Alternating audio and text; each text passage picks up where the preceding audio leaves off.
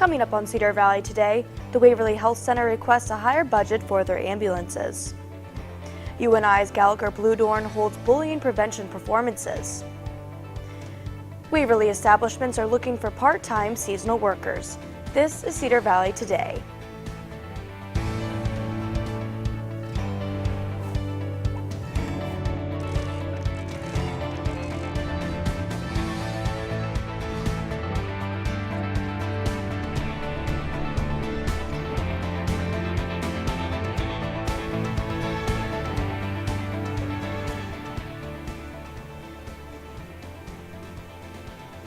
Hello and welcome to Cedar Valley Today. I'm Kaylin Thompson. And I'm Christina Alexander. The Waverly Health Center is seeking a new budget from the City of Waverly. The proposed ambulance budget for this year is almost 3 times the usual. I talked to ambulance manager at the Waverly Health Center to find out more.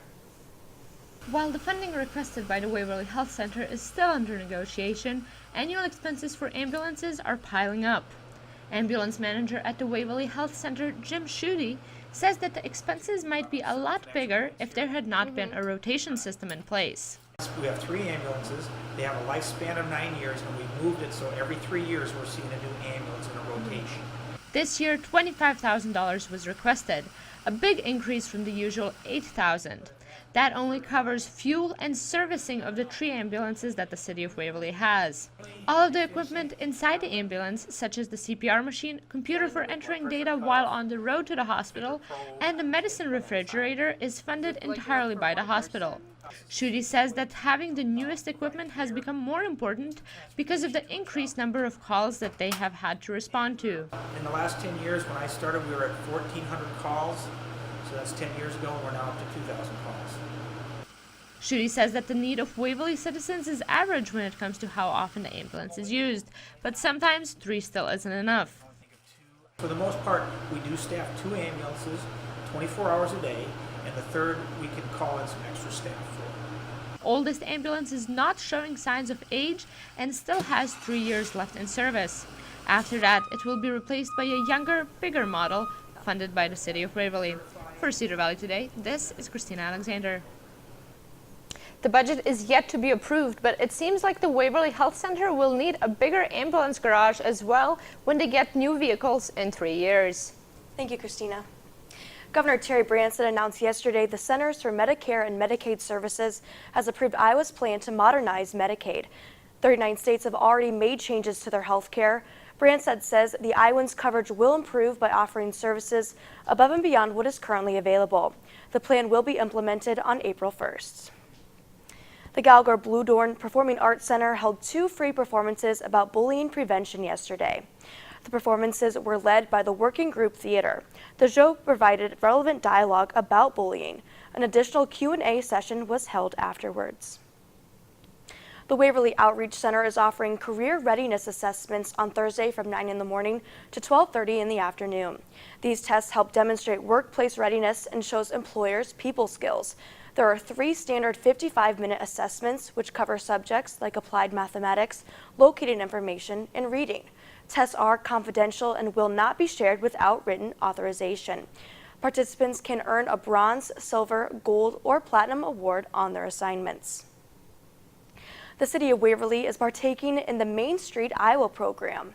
The Open for Business competition encourages growth among Iowa towns' main streets. Businesses that participate in the program must be for-profit to qualify. Travis Tolliver of the Waverly Chamber of Commerce says it is a great competition to be a part of, as it is something that can help get businesses off the ground. Local entries are due to Main Street, Iowa by 4 p.m. on June 3rd. The Waverly Leisure Services Department is accepting applications for part-time workers. The Waverly Municipal Swimming Pool is looking for cashiers, managers, and lifeguards. The Waverly Golf Course is looking for pro shop attendants and general maintenance workers. The Waverly Cemetery is opening a position for a mower and weed cutter. These jobs can be 3 or 7-month positions. Applications are available online or can be picked up at the Leisure Services office at City Hall. They shoot, they score. After the break, we replay some of the highlights from the Wartburg vs. Co. playoff game.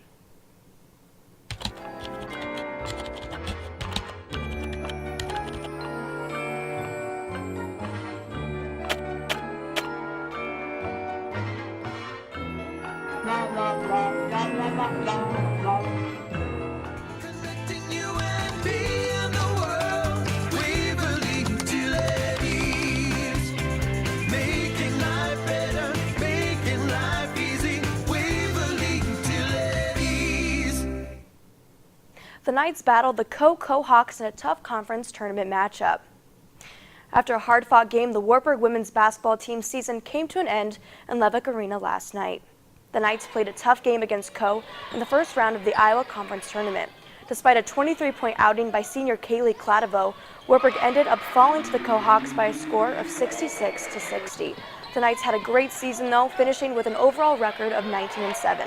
Wartburg men's basketball team will host the Simpson Storm in their own postseason matchup tomorrow night. The WaverlyShell Rock Shooting Club received a grant for $2,200 from the National Riflemen's Association this week. The club began in 2007 and is made up of high schoolers. The club currently has 27 members and 10 volunteer coaches. Head coach Tracy Yost says the club is self-funded and they do not receive any financial support from the school district or booster club. Practices begin on March 3rd and more information can be found on the WSR Facebook page. After the break, we take a look at what is trending in the Cedar Valley. Stay with us. When was the last time you got hyped up about your checking account? It's easy at State Bank. With Hype Checking, you can earn up to 2.04% APY on balances up to $25,000. Plus, get a free debit card with unlimited transactions, reimbursement up to $15 in ATM fees per cycle, free online banking, mobile banking, bill pay, and more. Get hyped up at State Bank with checking that earns you more. Open yours today. State Bank, community-minded, customer-focused, member FDIC. Here's what's trending in the Cedar Valley. The Waverly Public Library just announced it will be hosting a celebration of Dr. Seuss. Kindergartners through fourth graders are invited to come read books and play fun games on Sunday, March 20th from 2:30 to 4 in the afternoon. The event will be sponsored by the Wartburg Association of Student Educators. Sign up to join by March 13th using the URL address on the bottom of your screen. The Cedar Falls Historical Society will be opening a new exhibition tomorrow at 4 in the afternoon. A useful tool will display local inventions, including original artifacts, patent drawings, and reproduction models. The exhibit will be open until December 4th. Now let's take a quick look at your local weather.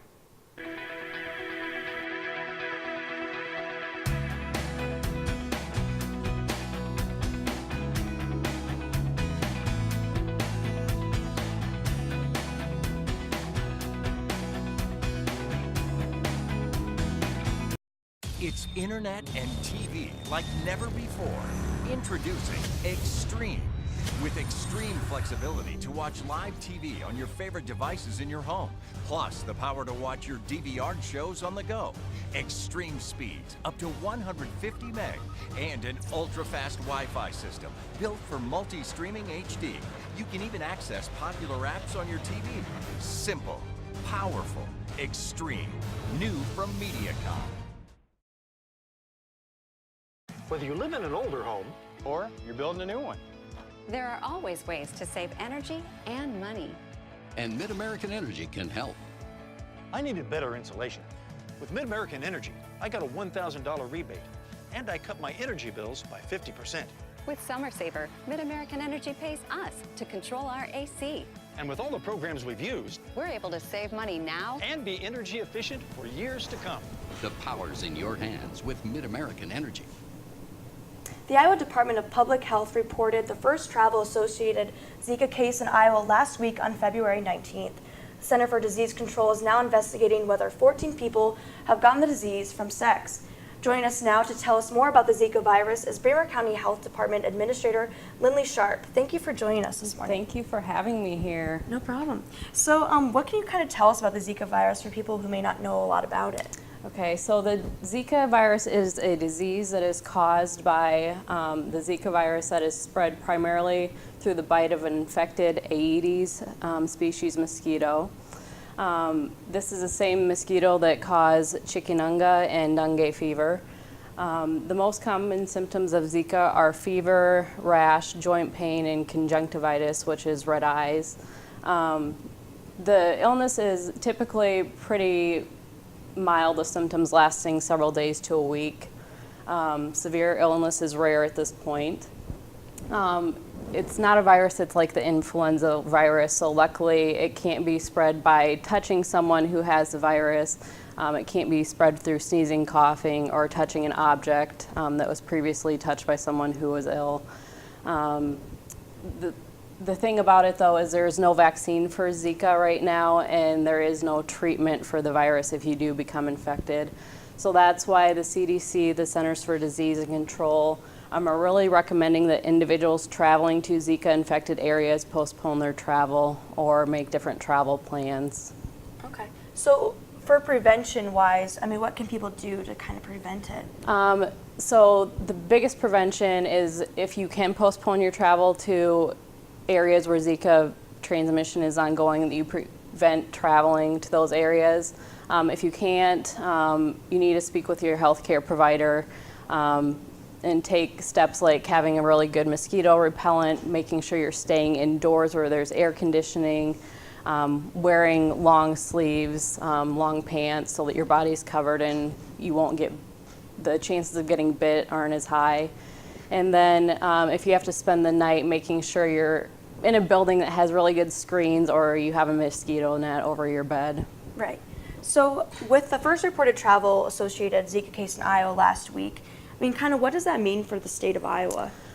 So with the state of Iowa, the Bremer County Health Department, we're just really recommending postponing travel. I mean, there's not really anything you can do, like I said, for the virus. There isn't a vaccine for it, and there isn't a treatment for it. So we're just asking people that they educate themselves before they travel outside of the United States, and that they know the types of illnesses that they may contract when they travel to the areas that they're going to. So the biggest thing is educating yourself. Mm-hmm.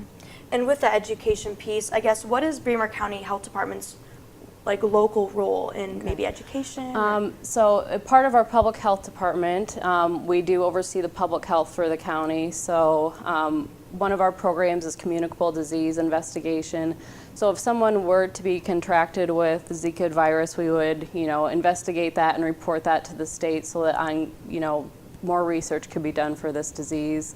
What we're doing right now, though, is just like I said, we're recommending that you look and see where you're traveling to outside of the U.S. and making sure that you have the vaccines that you need or any medications that you may need before you travel to those areas. And with those areas, I guess people can look that up online? Yes. So on the Center for Disease and Control website, they have a traveler's health page, and that is current on anywhere in the world that you may travel to. It has the diseases you may come in contact with, everything. It even has on there if you're going to an area in the world where there's some kind of turmoil going on, restrictions on travel for that. So right now for Zika, there's a level 2 alert for the Caribbean, the Pacific Islands, and South America. So if you're traveling to those areas, they're really recommending that you postpone it or talk to your health care provider before you travel. Right, so that may disrupt some spring break vacations, but thank you for the information on that. Yes. Coming up after the break, Britain's Bristol Zoo celebrated the arrival of an adorable new addition. Stay with us. A car. A car gives you freedom. A new beginning. Room to grow. And in time, room to grow up. Your dream car evolves, and protecting it takes committed support. American Family Insurance.